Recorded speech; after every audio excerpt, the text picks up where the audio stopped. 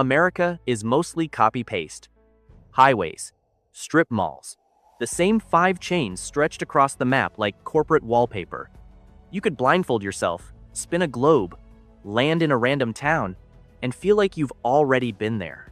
But then there are the towns that break the pattern. Places that feel wrong the moment you arrive. Streets that look staged, like a movie set no one bothered to clean up. Rules so oddly specific they seem designed to confuse outsiders. Buildings stacked in ways that make engineers quietly reconsider their careers. Some of these towns should have disappeared decades ago. Some were never supposed to exist at all. And yet they're still here, breathing, watching, refusing to make sense. One has a lighthouse that points to nothing. Another still charges tolls for a bridge you can cross for free if you know where to step. And one town rejected modernization so completely, you'll start wondering if time just forgot it. These aren't roadside attractions. They're not cute. They're not quirky. They're uncanny, messy, occasionally unsettling, and somehow undefeated. And by the end of this video, at least one of these towns will make you pause open Google Maps and ask, how is this real? So buckle up, because these towns don't care if you believe they exist. They exist anyway. Let's start with number 10, Centralia, Pennsylvania. Centralia isn't abandoned in the cinematic sense. No dramatic exodus. No final day where everyone agreed to leave. It just thinned out, slowly, quietly, like a town that realized it was no longer safe to stay and didn't argue with the decision. In the early 1960s, a coal seam beneath Centralia caught fire. At first, it was treated like a problem with an expiration date. It didn't expire. The fire kept moving underground, heating the soil, releasing gas, and cracking roads from below. Decades passed. The town stayed, then it didn't. By the 1982nd, the ground itself became unreliable. A sinkhole nearly swallowed a child. Carbon monoxide seeped into basements. The government stepped in with buyouts. Homes were emptied, then erased. Streets disappeared. Addresses stopped meaning anything. At its peak, Centralia had over 1,000 residents. Now it has fewer than 10. The zip code still exists. The town name still appears on maps. But functionally, Centralia operates outside the system. No stores, no services, no real property market. The land is mostly state-owned.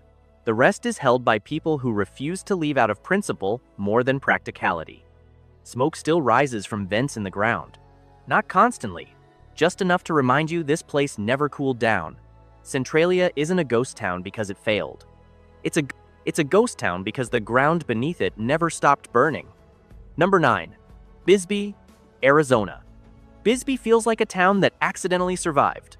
Tucked into the Mule Mountains near the Mexican border, it was once a booming copper mining hub, then, very publicly, not that. When the mines shut down, Bisbee didn't reinvent itself with slogans or development plans. It just didn't leave. The result is a place where staircases replace sidewalks, houses cling to hills at angles that feel personal, and nothing is where you expect it to be. Streets turn into steps, steps turn into conversations. You don't drive through Bisbee, you navigate it. There are about 5,000 people here, give or take, who decided to stay this year. Median home prices hover in the low $200, 0 seconds, with older properties still dipping below that. If you're comfortable with quirks like uneven floors and plumbing that remembers the Truman administration, rent trends are lower than most Arizona townsfolk actually talk about, partly because Bisbee doesn't pretend to be convenient. The economy is small and oddly self-aware. Tourism exists, but it's the wander into a bookstore and accidentally talk to the owner for an hour kind. Artists, retirees, and remote workers who realize silence is productive, they all coexist without anyone pretending this is the next big thing. Crime is low, mostly because everyone knows who doesn't belong. Bisbee isn't hidden, but it's selective. If you're impatient, it will gently push you back out. It's not cheap because it's struggling. It's reasonable because it refuses to scale. Bisbee already lived through boom and collapse once. It didn't enjoy either. Number 8. Winona, Minnesota. Winona doesn't try to impress you. It assumes you're passing through and adjusts its expectations accordingly. Sitting along the Mississippi River, surrounded by bluffs that make the Midwest suddenly feel less flat. It's the kind of town people underestimate until they're already unpacking. The population sits just under 30,000, but it feels smaller because it behaves smaller. Median home prices land around $180,000, $200,000, depending on how close you are to the river or how attached the house is to its original woodwork. Rent stays relatively tame, hovering near $1,000, which, in 2026, feels like a typo. Winona works because it has anchors: a university that stabilizes demand, healthcare that employs half the town indirectly, manufacturing never fully left. The cost of living stays below the national average, not because wages are terrible, but because housing never became a speculative sport. There's crime, technically, but it's not ambient. It doesn't define daily life. People lock their doors more out of habit than fear. Winters are honest, long, cold, and non-negotiable, which quietly filters out anyone who wasn't serious anyway. What Winona offers isn't excitement. It's continuity. You can live here for 10 years without needing to upgrade your life every 18 months. That stability is why prices stayed grounded. No one's flipping houses for clout here. They're just living in them. Number 7. Eureka Springs, Arkansas. Eureka Springs looks fictional in a way that feels intentional. Built into the Ozark Hills with no grid system and very little respect for straight lines, it feels like someone designed a town entirely around ignoring modern logic. The population hovers around 2,000, which explains why nothing moves quickly and nobody seems rushed about it. Homes vary wildly. Victorian houses stacked on slopes, cottages hidden behind trees, and prices follow suit. Median home values sit around. Smaller places still surface under $180,000 if you're patient and flexible. Tourism exists, but it's oddly restrained. People come for the architecture, the natural springs, and the fact that the town feels frozen in a different century. Then they leave. That cycle keeps demand steady without turning the place into a resort parody. The cost of living stays well below the national average. Jobs skew toward hospitality, healthcare, and small business ownership. Crime is low, not because nothing ever happens, but because the town is too small for patterns to hide. Eureka Springs survives by leaning into being itself. It doesn't modernize aggressively. It doesn't apologize for being impractical. You don't move here to optimize your life. You move here to stop optimizing it. Number 6. Galena, Illinois. Galena feels like a town that accidentally time-traveled and decided not to fix it. Tucked into the hills near the Mississippi River, it doesn't look like the rest of Illinois. No endless flatness, no suburban sprawl, no urgency to modernize. It looks preserved, not restored. There's a difference. Once upon a time, Galena was rich. Lead mining made it one of the most important cities in the Midwest in the 1800s. Then the money left. Then the people followed. And somehow, instead of collapsing, the town froze itself in place and waited. Today, the population hovers around 3,000. The downtown is intact in a way that feels suspicious. Brick buildings, narrow streets, no corporate takeover. Largely because Galena doesn't expand. It doesn't chase growth. It preserves. Tourism exists, but it's controlled. Weekend visitors come for history, wine tastings, and pretending they've escaped modern life. Then they leave. The town resets. Crime stays low. Jobs center around hospitality, healthcare nearby, and small business ownership. Nothing explodes. Nothing vanishes. Galena's affordability isn't about neglect. It's about restraint. When a town refuses to stretch beyond what it can sustain, prices stop behaving like speculation and start behaving like reality. Number 5. Astoria, Oregon. Astoria doesn't announce itself. It just waits at the edge of the country, where the Columbia River meets the Pacific, quietly judging anyone who thought coastal living had to be loud. This is a working port town. Always has been. Fishing boats still come in. Industry still exists.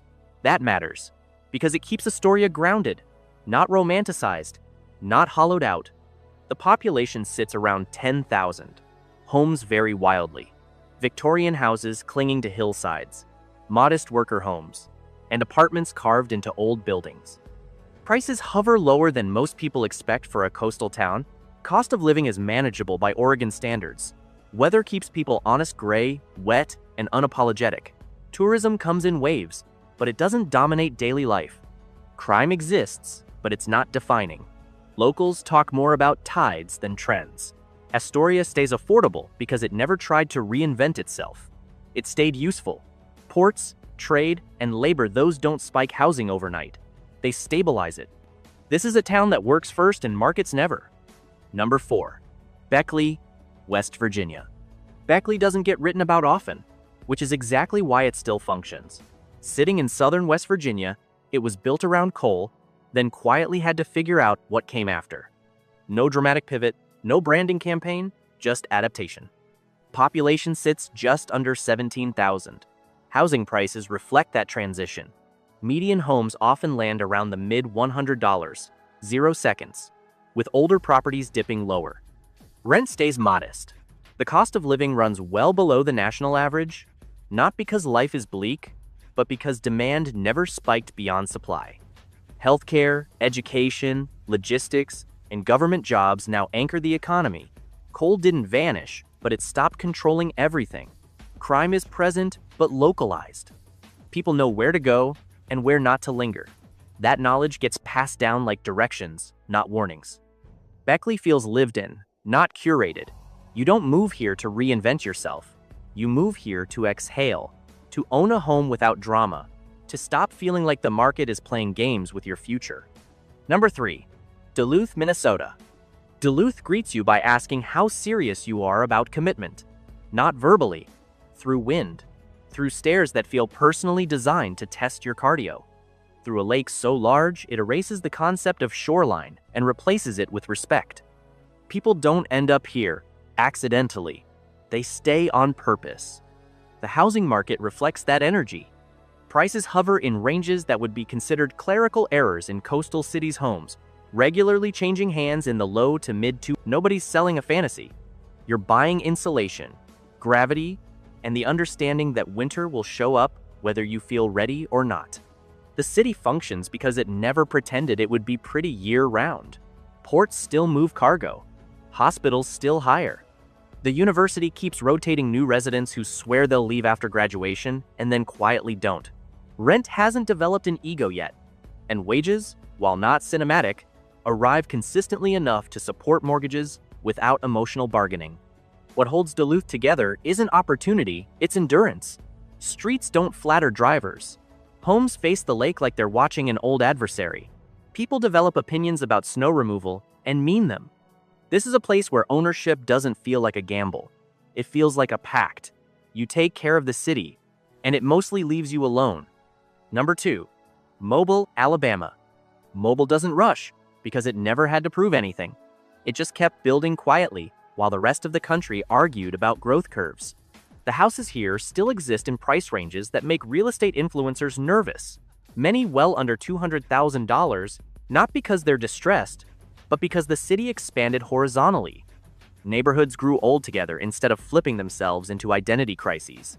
Work happens here without fanfare. Shipyards run. Aerospace contracts cycle in and out. Port traffic hums in the background like a bass line you stop noticing until it's gone. No single industry gets loud enough to hijack housing. The cost of living stays forgiving. Rent doesn't require a second income stream. Property taxes show restraint. And somehow, none of this comes with the apology most affordable cities feel pressured to offer. Weather will test your patience. Summer doesn't negotiate. Storms pass through with drama, but infrastructure has learned how to absorb it without collapsing emotionally. What makes mobile rare isn't the pricing, it's the expectation. People buy homes here assuming they'll stay. They renovate slowly. They learn the city in layers. Nobody's performing for an algorithm. Mobile exists in a different tempo. And because it never sped up, it never crashed. Number 1. Pueblo, Colorado. Pueblo lives in the shadow of Colorado's most expensive personality traits and refuses to adopt them. While Denver went aspirational and mountain towns went theatrical, Pueblo stayed grounded. Literally. Steele once defined it. That era passed. The city adjusted instead of auditioning for reinvention. Housing prices still orbit reality homes, often sitting around the high $100, 0 seconds, to low $200, 0 seconds, and not because demand disappeared, because speculation never moved in aggressively enough to mutate the place. The economy is mixed in the most unromantic way possible. Healthcare, education, manufacturing remnants that still employ people who own their houses outright. No boom, no bust, just circulation. The landscape doesn't distract you with novelty. It frames the city instead of selling it. Streets feel lived in, not optimized. Neighborhoods don't perform wealth. They display continuity. Living here means opting out of competition. You don't chase appreciation spikes. You don't calculate exits. You buy a house, fix what needs fixing, and build equity without checking market news every morning. Pueblo isn't cheap because it's broken. It's affordable because it never tried to be attractive. And in a country addicted to hype cycles, that restraint is starting to look like intelligence. Now, if you actually liked seeing places that refuse to behave like the rest of the country, don't just scroll. Click like. Share this with someone who thinks affordability is a myth. And hit subscribe because the next topic will make you question why anyone ever pays 6 figures for an apartment with walls thinner than your patience. We're not doing surface-level fluff. We're uncovering towns that are quietly smarter, stranger, and cheaper than the cities pretending to win. And trust me, if you follow the series, your idea of normal housing prices will never recover.